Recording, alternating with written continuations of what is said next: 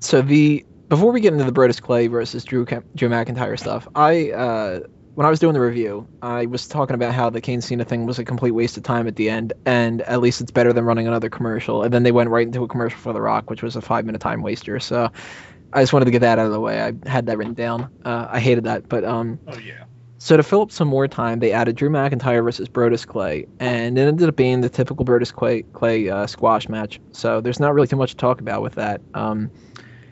I was pissed off because not like pissed off. Like I wasn't furious, angry. It was just one of those damn it kind of things.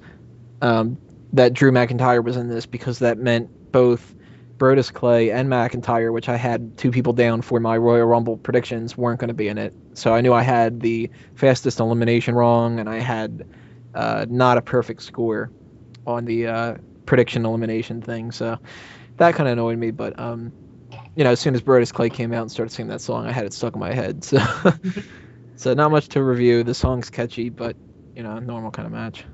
Once again, in a pay-per-view that does not need to waste time, they wasted time. I love Brodus. That whole thing right there could have been done in the Rumble itself. That's all I gotta say.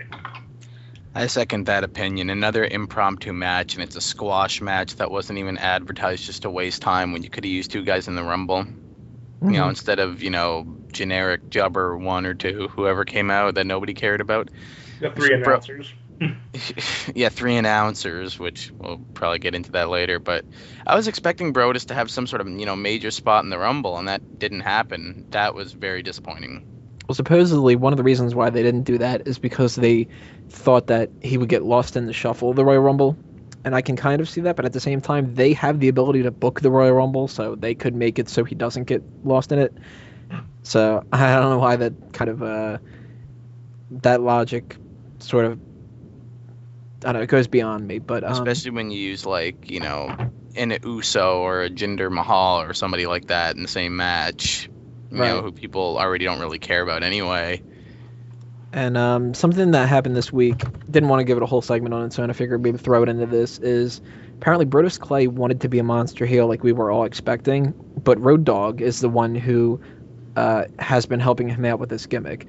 And I thought that was pretty interesting because Road Dogg, if anybody remembers, before he was the Road Dogg Jesse James, he had that name because he was Jesse James the Roadie, who helped out Jeff Jarrett, and then they tried to make it so he basically was Jeff Jarrett, that he sang the song and Jeff was like kind of like a Milli Vanilli kind of thing back in like I think 1996 maybe. I do remember at 97's Royal Rumble he was still the roadie Jesse James. He wasn't the Road Dogg yet.